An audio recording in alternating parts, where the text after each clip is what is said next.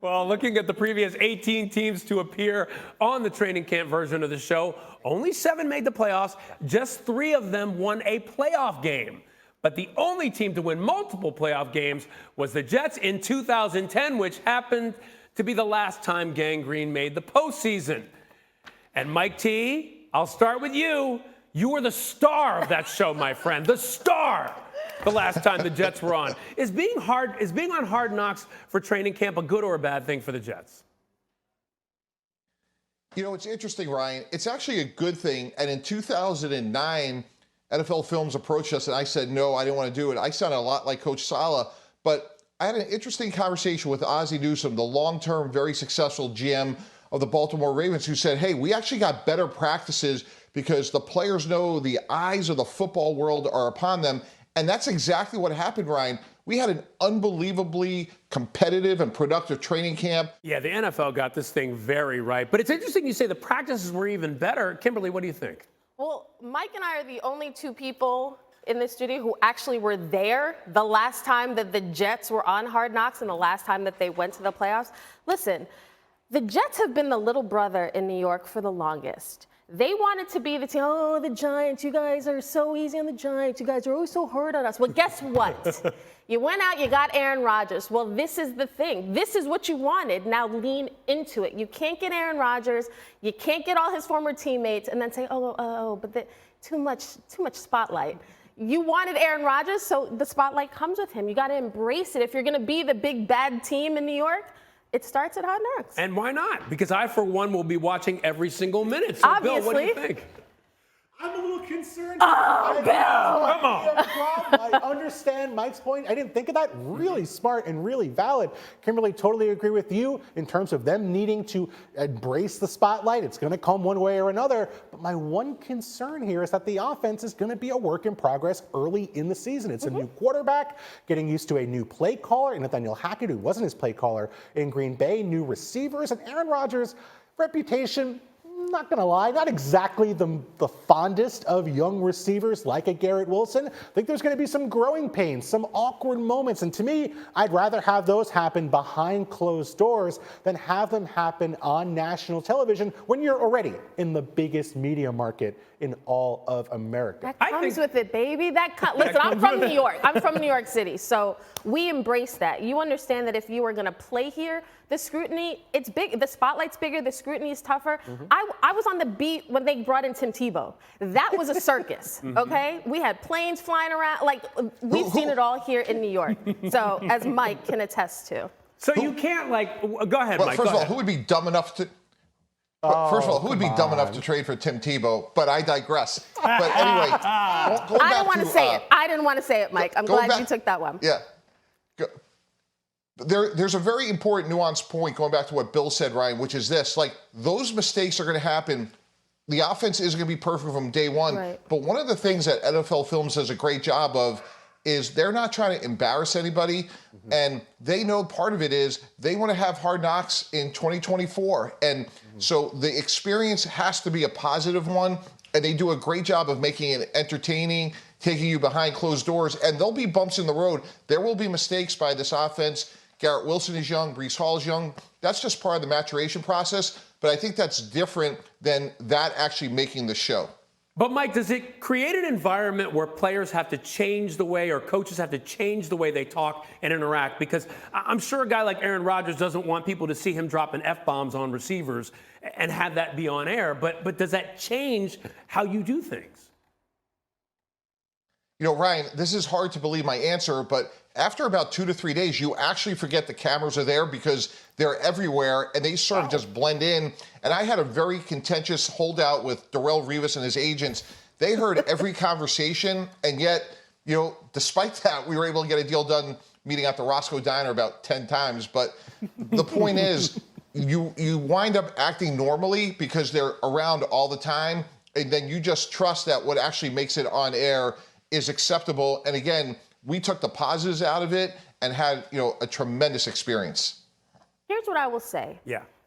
If you, as a head coach and as players, can't handle some Hard Knocks cameras, then what are we talking about? In all seriousness, if it's, we don't want, they're going to be growing pains. We know that. But you have to be able to handle the scrutiny. And Aaron Rodgers does not know what New York City is like. This is what you sign up for when you come here. And I understand all the questions about, well, there's going to be lack of chemistry and you don't want guys to be seen on camera in their true light. This is what the Jets are. And those young guys like Garrett Wilson and Sauce Gardner, they're not afraid of any cameras. Yeah. They would say, sign us up in a minute. So if Salah can't handle that or doesn't want that for his team, then that to me would be, if he can't handle that, I think that's more of a red flag for where the season is going. Just embrace it. Okay, so Bill, wrap it up. Biggest concern.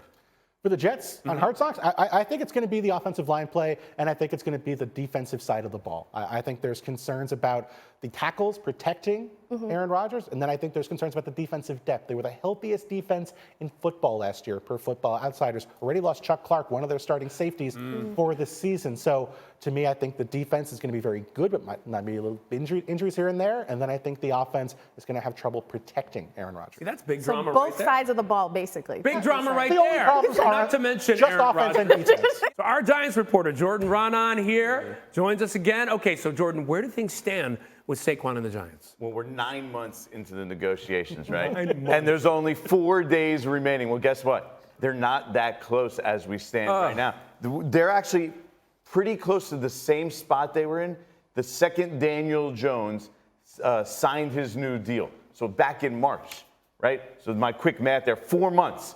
Haven't gotten very far. So we'll see what happens. Obviously, deadline spurs action.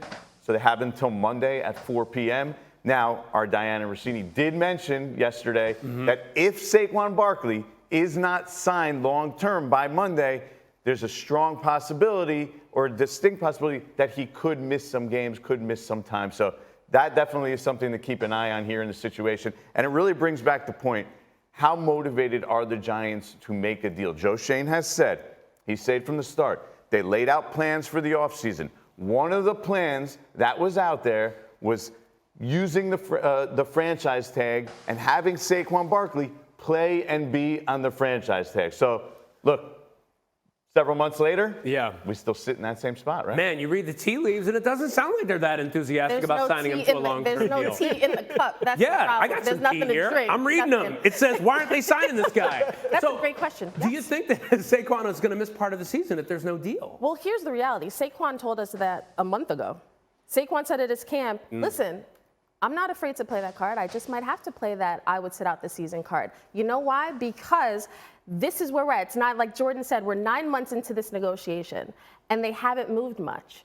And Saquon was letting us know then, and I've been told the same thing as Diana, that his week 1 availability is in question if he doesn't get the deal that he wants, the multi-year deal. Both sides feel like the other should come down. Well, obviously, Saquon wants the Giants to go up in their offer, and the Giants want Saquon to come down from his. But when you talk to other defensive coordinators around the league about Saquon and this offense, they're not mentioning Daniel Jones. Like, how are we going to take down the Giants? It is, we have to stop Saquon. So for me, the Giants have to lock him up. I just can't see, because that offense is predicated on him, not the quarterback. Okay, so they have to lock him up. Mike, should they lock him up? Should they sign him to a long-term deal, knowing that they have the franchise tag option right there in their back pocket? Absolutely, Ryan. And here's why. Last year, Daniel Jones completed 74% of his passes on 77 targets to Saquon Barkley. And when you talk to other opposing defensive coordinators around the league, job number 1 against the Giants is to contain Saquon Barkley in the passing game.